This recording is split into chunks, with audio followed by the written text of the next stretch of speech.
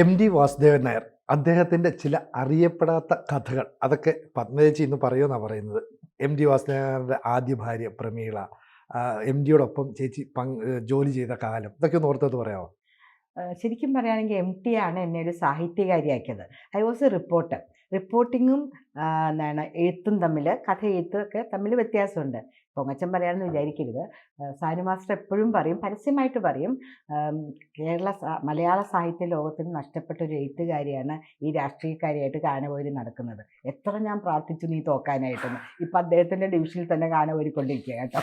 അത് പോട്ടെ. അപ്പം ഞാൻ എം.ടിയെ കാണുന്നത് 1989 അദ്ദേഹം രണ്ടാമത്തെ പ്രാവശ്യം മാതൃഭൂമി പബ്ലിക്കേഷൻസിൻ്റെ, അതായത് മാതൃഭൂമി ആഴ്ചപ്പതിപ്പ്, ഗൃഹലക്ഷ്മി, അങ്ങനെ കുറേയൊക്കെ ഉണ്ടല്ലോ, അതിൻ്റെ എഡിറ്ററായിട്ടിരിക്കുമ്പോൾ ആ സമയത്ത് ഇത്തിരി അഹങ്കാരത്തിലായിരുന്നു ഞാൻ. ഇപ്പോഴും അഹങ്കാരത്തിന് കുറവൊന്നുമില്ല.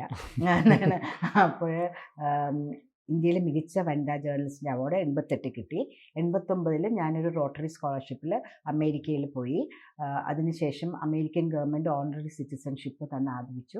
പക്ഷെ ഞാൻ തിരിച്ചും കൂടെ വന്ന് അപ്പോഴാണ് ഇദ്ദേഹം വരുന്നത്.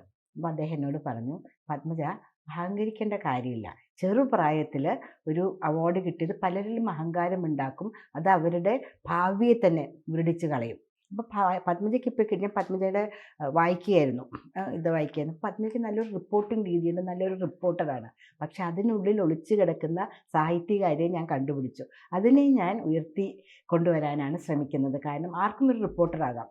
അതിങ്ങനെ വെറുതെ എഴുതിയാൽ മതി. ഇപ്പോൾ സിനുജി പറയുന്നത് ഇങ്ങനെ എഴുതിയാൽ അത് റിപ്പോർട്ടിംഗ് ആയി അല്ലേ. അതിന് നമ്മളുടേതായ ഒരു കഴിവോ സാഹിത്യ വാസനയുടെ ആവശ്യമില്ല. ഇപ്പം തന്നെ ഞാൻ തന്നെ സബ് എഡിറ്ററായിട്ട് എഡിറ്റിങ്ങിലിരിക്കുമ്പോൾ എൻ്റെ ക്രിയേറ്റിവിറ്റി നഷ്ടപ്പെടുന്നുണ്ടോ എന്ന് എനിക്ക് തോന്നുന്നുണ്ട്. വേറെ പലരുടെയും വായിച്ച് അതാണോ ഇതാണോ അങ്ങനെ നോക്കി ഞാനത് കറക്റ്റ് ചെയ്ത് വരുമ്പോൾ ചിലപ്പോൾ അവരുടെ സാഹിത്യരചനയുടെ ഇത് തന്നെ മാറി അതെൻ്റെ സാഹിത്യമായിട്ട് മാറും. ഒരു മകളെ പോലെയാണ് അദ്ദേഹം എന്നെ കണ്ടു നടന്നതിന്, കൈ പിടിച്ച് നടത്തുമെന്ന് പറയായിരുന്നു. ഞാൻ ഓർക്കുന്നത്, അദ്ദേഹം എന്നെ പാട്ടുകാരെ പറ്റി ഇൻ്റർവ്യൂ ചെയ്യാനായിട്ട് പറഞ്ഞു. വിക്കിയമ്മ, നമ്മുടെ ആദ്യത്തെ പാട്ടുകാരിയൊക്കെ. ഞാനോ പാട്ടുകാരോ, ഈ തമ്പുരു ട്വിങ് ട്വിങ് എന്ന് പറഞ്ഞ ഞാനാണ്. അപ്പം പറഞ്ഞു, പോണം, പത്മയ്ക്ക് നല്ലൊരു സാഹിത്യമുണ്ട്, സാഹിത്യമായിട്ട് എനിക്ക് റിപ്പോർട്ടിംഗ് വേണ്ട, സാഹിത്യമായിട്ട് എഴുതിക്കൊണ്ടുതന്നെ ആൾക്കാർക്ക് പിന്നെയും പിന്നെയും വായിക്കാൻ തോന്നുന്ന പോലെ എഴുതണം. അപ്പം എൻ്റെ കസിനാണ് സുജാതയുടെ അമ്മ, ഒരു ചെന്നൈയിൽ സെറ്റിൽഡാണ്. ഇവരൊക്കെ ചെന്നൈ തന്നെയാണ്. ഞാൻ അങ്ങോട്ട് പോയി. അവിടെ പോയി എല്ലാവരെയും കണ്ടു. അപ്പോൾ കണ്ടപ്പോൾ സുജാതയുടെ അമ്മയുടെ കൂടെ വരും. ദേവി ചേച്ചിയാണെങ്കിൽ ചിരിയോട്, നീയോ ഗായികമാരെ ഇൻ്റർവ്യൂ ഇട്ട് എന്ത് എഴുതാനാണ്? ഞാൻ എന്ത് ചെയ്യാനും ചേച്ചി, എന്നെ കൂടെ പറഞ്ഞു വിട്ടു, കാശും തന്നു, മദ്രാസ് വരെയുള്ള ചെലവിന്. വാ എന്ന് പറഞ്ഞ് ദേവി ചേച്ചി കൊണ്ടുപോകും. അവരൊക്കെ ഇങ്ങനെ വലിയ ഒരു ഗാന ഗോകുലം പാസ്സായ ഒരു വ്യക്തികളെന്നുള്ള പോലെയാണ് സംസാരിക്കണേ. ഞാനാണെങ്കിൽ അവരുടെ മുഖത്തേക്ക് പോലും നോക്കണേ, ഇങ്ങനെ എഴുതിക്കൊണ്ടിരിക്കുവാണേ. അത് കഴിഞ്ഞ് ഞാൻ എഴുതിയെന്ന് പറഞ്ഞാൽ എഴുതി. അത് സാറ് വായിച്ചു. നന്നായിട്ടുണ്ടല്ലോ, ഇതാണ് ഞാൻ പറഞ്ഞത്, എനിക്കൊരു ചുമന്ന വര പോലും ഇടാൻ തോന്നുന്നില്ല, നന്നായിട്ടുണ്ട് പത്മജ, അതാ പറഞ്ഞ് നിങ്ങളിലൊരു സാഹിത്യകാരി ഒളിഞ്ഞു കിടപ്പുണ്ട് എന്ന് പറഞ്ഞത്. അപ്പം ഞങ്ങൾ കുറച്ച് നാൾ കഴിഞ്ഞപ്പോൾ അദ്ദേഹം തന്നെ ഒരിക്കൽ പറയുകയുണ്ടായി, അദ്ദേഹത്തിന് പാട്ട്, ഡാൻസ് അങ്ങനത്തെ ഒന്നും വലിയ ഇതില്ല, അദ്ദേഹത്തിൻ്റെ രചനയോട് ചേർന്ന് നിൽക്കുന്ന ചിത്ര കലയാണ്. നമ്പൂതിരി സാർ രണ്ടാം മൂഴത്തിന് വരച്ച ചിത്രങ്ങളിൽ കൂടെയാണ് ആ കഥ അതുപോലും രണ്ടാം മൂഴം പോലും പ്രശസ്തമായെന്ന് എനിക്ക് തോന്നുന്നു. അതും കൂടെ ഒന്ന് പറഞ്ഞു, ഞാൻ വിട്ടുപോയ സുവിജനെ ഓർപ്പിക്കണം കേട്ടോ. അപ്പോൾ അങ്ങനെ പറഞ്ഞിട്ടുണ്ട്. അപ്പോൾ അതുകൊണ്ട് ചിത്രകല എനിക്ക് കുറച്ച് ഇതുണ്ട്. പാട്ടിലേക്കൊന്നും വലിയ താല്പര്യമില്ല, ഡാൻസിലേക്ക് അങ്ങനെ പറ്റുള്ളൂ, നമുക്ക് എല്ലാത്തിലേക്കും പറ്റില്ലാണ്. അപ്പം ഞാൻ ഒരു പൊട്ടിയാണ്. ഞാൻ ചോദിച്ചു, അപ്പോൾ പ്രമീള ചേച്ചി, അദ്ദേഹത്തിൻ്റെ ഒന്നാമത്തെ ഭാര്യ, സിത്താരാന്ന് വീട്ടുപേരും, മകളുടെ പേര്. പ്രമീള ചേച്ചി എഴുത്തുകാരിയായിരുന്നു, ട്രാൻസ്ലേറ്റർ ആയിരുന്നു. അപ്പം നിങ്ങൾ ഒത്തുചേർന്ന് പോകേണ്ടത് പ്രമീള ചേച്ചിയായിട്ടാണല്ലോ.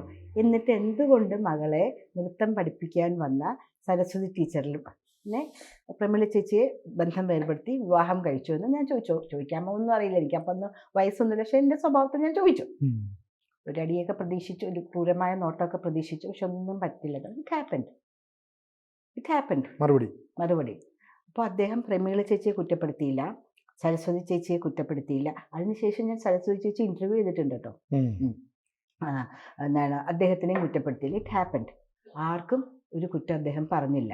ഒരു നർത്തകിയിലേക്കാണ് അദ്ദേഹം ചെന്ന് ചേർന്നത്, ഒരു കഥാകാരി. അപ്പോൾ ഞാൻ ചോദിച്ചു, സാർ പറഞ്ഞതിന് തെറ്റല്ലേ? അപ്പോൾ ഒരിക്കലും ഒരു കലയോട് ചേർന്ന് നിൽക്കുന്ന നർത്തകിയാണെങ്കിൽ പാട്ടാണെങ്കിൽ നൃത്തം, ഉം. പാട്ടുകാരിക്ക് ചിത്രകലയും നർത്തകന് എഴുത്തും ഒന്നും പറ്റൂല. അത് ശരിയല്ല കേട്ടോ. ഞാൻ എഴുതുകയും ചെയ്യും, ഞാൻ ഡാൻസ് കളിക്കുകയും ചെയ്യും. അപ്പോൾ തെറ്റാണ്. എനിവേ, അപ്പോൾ അങ്ങനെയാണ് അദ്ദേഹം അതിനെ വിശേഷിപ്പിച്ചത്. ഞാൻ മനസ്സിലാക്കുന്ന സിനുജി, സിത്താര വന്നോ അദ്ദേഹം മരിച്ചിട്ട്?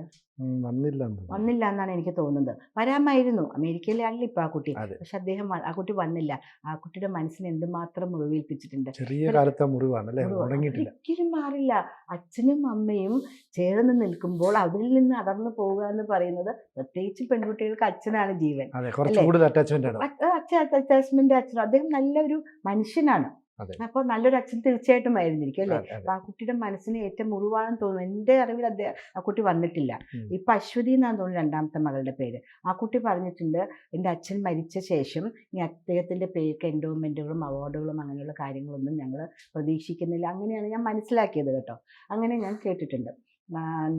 അപ്പോൾ അതിനിടയ്ക്ക് ഒരു ഭയങ്കര ഡള്ളായിട്ടൊരു സബ്ജക്റ്റ്, സ്വർണ്ണപ്പണിക്കാരെ കുറിച്ച് എഴുതാൻ ഗൃഹലക്ഷ്മിയിൽ എന്നോട് പറഞ്ഞു. എന്ത് എഴുതാനാ സിനുജി, പറഞ്ഞ എഴുതാതിരിക്കാൻ പറ്റുമോ? എഴുതി. അങ്ങനെ എന്നെ വിളിച്ചു, എന്തെന്ന് എഴുതി കൂട്ടി വെച്ചേക്കണേ, നിങ്ങൾക്കിത് വായിക്കാൻ തോന്നുന്നുണ്ടോ? ഞാനെങ്കിൽ ചുമന്ന മഷി എടുത്താൽ ഇങ്ങനെ ഇങ്ങനെ ഇങ്ങനെ ഇങ്ങനെ ഇങ്ങനെ അങ്ങ് മുഴുവനും ഈ 4 പേജും വെട്ടിക്കളയും. വാക്കുകളും വാചകങ്ങളും ഇല്ല. ഇല്ല, ഒന്നുമില്ല. ഇതിലേക്ക് പോയിട്ട് അവരുടെ ജീവിതം കാണൂ, അവിടെ ഇരിക്കൂ, അവർ ആലയിൽ ഊതുന്നത് നോക്കൂ, ആ സമയത്ത് അവരുടെ കണ്ണുകളിലുള്ളത് നോക്കൂ, അതെങ്ങനെ ശില്പമായി വരുന്നത് നോക്കൂ. അല്ലാണ്ട് ചുമ്മാ കുഞ്ഞു സദാശിവൻ ഇങ്ങനെ ചെയ്തു, ഉണ്ണികൃഷ്ണൻ അങ്ങനെ ചെയ്തു എന്നല്ല, ഇന്ന സ്ഥലത്തെ ഒരു ഇതിൽ സ്റ്റോറി അങ്ങനെയല്ല, റിപ്പോർട്ടിംഗ് അല്ല പത്മജ പ്രതീക്ഷിക്കുന്നതെന്ന് പറഞ്ഞു. പോയി അത് രണ്ടാമത് കൊണ്ടുവന്നതിൽ ഒരു കോമയോ കുത്തോ പോലും ചുമപ്പിൽ വീട്ടിയില്ല. ഞാൻ പറയുന്നത്, അദ്ദേഹം തിരഞ്ഞെടുക്കുന്ന ആൾക്കാരെ ഉയർത്തിക്കൊണ്ടുവരാൻ അദ്ദേഹത്തിന് നല്ലൊരു പാഠവും ഉണ്ടായിരുന്നു. ഒരു കുത്തും കോമയും പോലും അദ്ദേഹം ശ്രദ്ധിക്കും. ഇപ്പം ഞാൻ ഒരു പുസ്തകം എഡിറ്റ് ചെയ്തുകൊണ്ടിരിക്കുക, ഓരോ കോമ പോലും ഓരോ കുത്ത് പോലും ഞാനതിൽ ക്വസ്റ്റ്യൻ മാർക്ക് പോലും എനിക്ക് വ്യക്തമായിട്ട് ഇടാനായിട്ട് പറ്റുന്നത് MT സാർ എങ്ങനെയാണ് ആ എഡിറ്റിംഗ് ചെയ്തിരുന്നത് എന്ന് അറിഞ്ഞതുകൊണ്ടാണ്. അപ്പോൾ വൈക്കം മുഹമ്മദ് ബഷീറിനെ ഇപ്പോൾ ഇൻ്റർവ്യൂ ചെയ്യാൻ പറഞ്ഞു. പോയി. അതൊക്കെ പിന്നെ നമുക്ക് ഇഷ്ടമുള്ള കാര്യമല്ലേ. താൻ ചെന്നപ്പോൾ അദ്ദേഹം മാവിൻ്റെ ചുവട്ടിൽ ഈസിച്ചേറി കിടക്കുമായിരുന്നു. ഞാൻ പറഞ്ഞായിരുന്നു. കിട്ടിയോ, വേണ്ടതൊക്കെ കിട്ടിയോ, ഗുരിഷ്ടം കുഞ്ഞായ്മയൊക്കെ കിട്ടിയോ? ഞാൻ ചിരിച്ചു. നമ്മളതിന് മറുപടി എഡിറ്ററല്ലേ. അത് കഴിഞ്ഞ് ഞാൻ രണ്ടാം ഊഴത്തിനെ കുറിച്ച് അദ്ദേഹത്തിൻ്റെ അടുത്ത് പിന്നെ ഒരു അവസരത്തിൽ ചോദിച്ചു. ഞാൻ പറഞ്ഞു, അത് വായിച്ചാൽ എന്താ സാർ എല്ലാം എങ്ങനെ എഴുതുന്നത്? ഇപ്പോൾ വടക്കൻ വീരഗാഥ ഒരു വേറെ ഒരു ഇതിൽ, രണ്ടാം ഊഴം വേറൊരു ഇതിൽ. പത്മജ, ഞാൻ ഒരു ഇതാണ്, പത്മജയ്ക്ക് മഹാഭാരതം വായിച്ചാൽ 3-4 ആവർത്തി വായിച്ചാൽ എങ്ങനെ എഴുതാൻ തോന്നും? ഇതുപോലെ തന്നെ എഴുതുമോ? അത് വെള്ളം തൊടാണ്ട് വിഴുങ്ങുമോ? എന്തുകൊണ്ട് ഭീമസേനൻ രണ്ടാം ഊഴത്തിലാണ് അദ്ദേഹം, 1-ാം ഊഴം അദ്ദേഹത്തിനല്ലേ കിട്ടേണ്ടത്? ശക്തൻ, എല്ലാ കാര്യത്തിലും പ്രതികരിക്കുന്ന ആൾ, ഒരു നിർഗുണ പരബ്രഹ്മമായ, അങ്ങനെ യുധിഷ്ഠിരൻ, സത്യസന്ധൻ, എല്ലാം ഇത് അങ്ങനെയാണോ ചെയ്യേണ്ടത്? ഇവൻ സ്വന്തം ഭാര്യയെ പണയപ്പെടുത്തുമ്പോൾ പോലും മുന്നോട്ടാഞ്ഞ ഭീമനെ കൈപിടിച്ച് മാറ്റുകയാണ് ചെയ്യുന്നത്.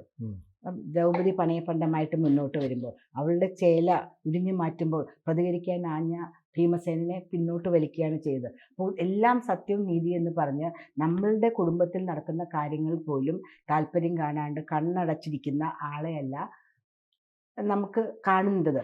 ശക്തമായി പ്രതികരിക്കുന്ന, ഈവൺ അവർ വാനപ്രസ്ഥത്തിന് പോകുമ്പോൾ ദ്രൗപദി, അദ്ദേഹം ഭീമസേനൻ ചോദിക്കുന്നു, എന്തുകൊണ്ട് ചേട്ടാ ഓരോരുത്തർ വീഴുന്നു, തിരിഞ്ഞു നോക്കാതെ നടക്കണം എന്നാണ്.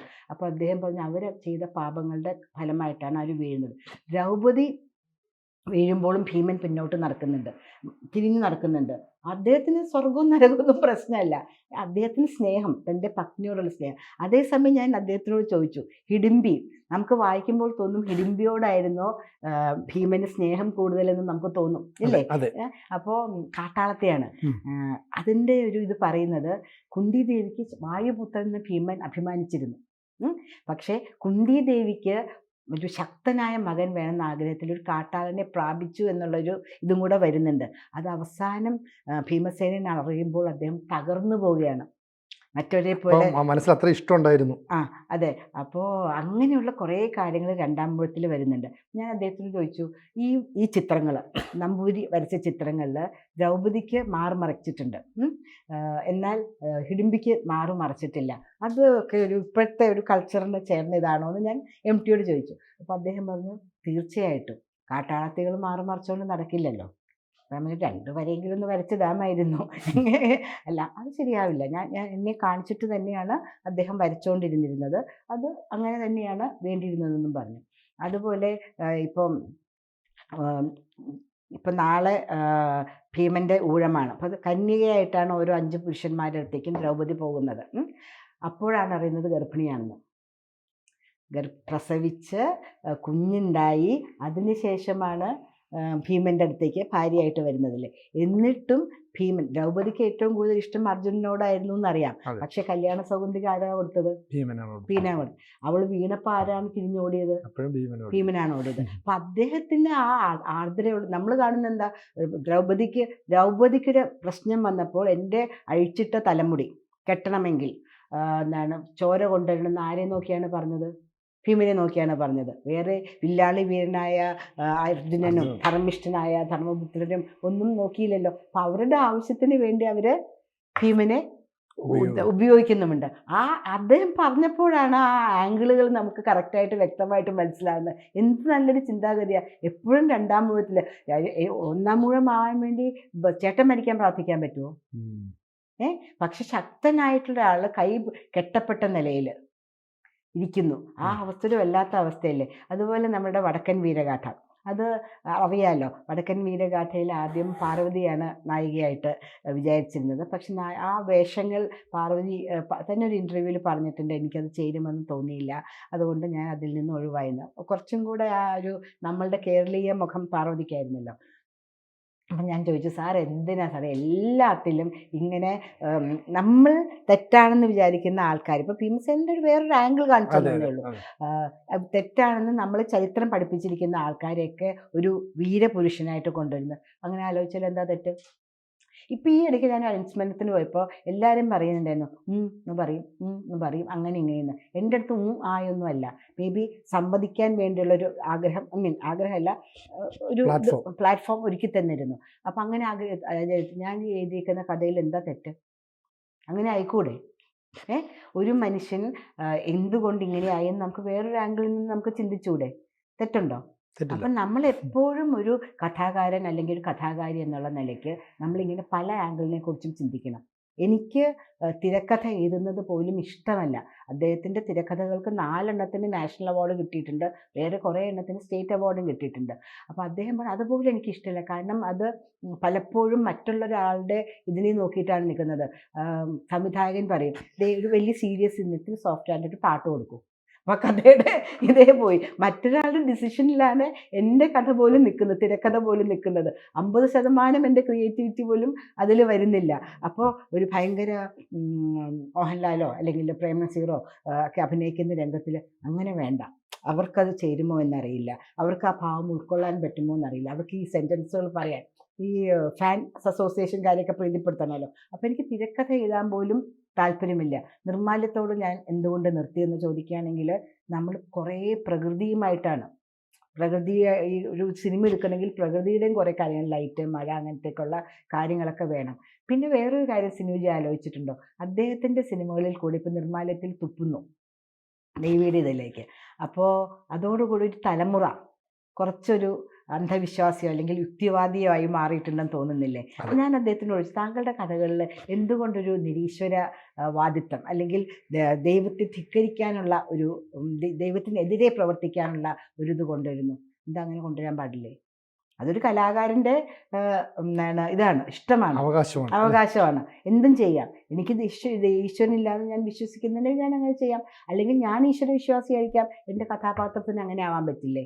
അപ്പം അങ്ങനെ ഒരു വളരെ എന്താ പറയുന്നത്, നല്ലൊരു കോർഡിയലായിട്ടുള്ള റിലേഷൻഷിപ്പ് അദ്ദേഹമായിട്ട് ഇന്നും ഞാൻ ഓർക്കുന്ന ആദ്യം പറഞ്ഞ വാചകം, അഹങ്കാരമല്ല അവാർഡ്, 25ാമത്തെ വയസ്സിൽ അവാർഡ് കിട്ടിയെന്നുള്ളത് അഹങ്കാരം മാറ്റിവെക്കൂ. നിങ്ങൾ ഇന്ന് ഓരോ കഥയ്ക്കിരിക്കുമ്പോഴും ആദ്യമായിട്ട് എഴുതുകയാണെന്ന് വിചാരിക്കും. അപ്പോൾ അങ്ങനെ ഇന്നും ഇപ്പോഴും ഞാൻ സിനൂജിക്ക് മുമ്പിലിരിക്കുമ്പോൾ ഞാൻ പറഞ്ഞല്ലോ 18+5 23 കൊല്ലം ഞാൻ ആങ്കറായിരുന്നു. എന്നാലും പരിഭ്രമമാണ്. ഞാൻ സിനൂജിയോട് ചോദിക്കും, ശരിയായോ ഞാൻ പറഞ്ഞതും അല്ലേ? അതെ അതെ ആ ഒരു മനസ്സ് എനിക്കുണ്ടായി തന്നത് ഇന്നും പേനെടുക്കുമ്പോൾ ഞാൻ അദ്ദേഹത്തെ ഓർക്കും. ആദ്യമായിട്ട് ഞാനൊരു കഥ എഴുതുന്നു, ആദ്യമായിട്ട് ഞാനൊരു റിപ്പോർട്ട് ചെയ്യുന്നു, ആദ്യമായിട്ട് ആ ഒരു പരിഭ്രമം, അല്ലെങ്കിൽ അത് കഴിഞ്ഞിട്ട് എങ്ങനെ ചെയ്യണം, നമ്മളൊരു അഹങ്കാരിയാവരുത്.